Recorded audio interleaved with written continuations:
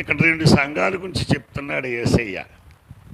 ఒక సంఘ సభ్యుడు ఒక్కడే, జాగ్రత్తగా వినండి. రెండవ సంఘంలో 99 మంది ఉన్నారు. ఒకడున్న సంఘం పెద్దదా, 99 మంది ఉన్న సంఘం పెద్దదా? ఏమండి? 99 మంది. ఆ పాస్టర్ పాపం ఒక్కడేమన్నాడు, నాకు లిక్కుమంటేనే ఆడు తొక్కు పెడుతున్నాడు. ఈ పాస్టర్ 99 మంది నా విశ్వాసులు, 99 మంది. కానీ 99 మందికి మారు మనసు అక్కర్లేదంట. మతమే కావాలి వాళ్ళకి, మతం పుచ్చుకోవడమే, మత మార్పిడే, మనసు మార్పిడి లేదు.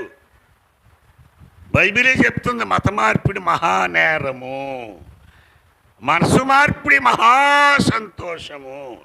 స్తోత్రం.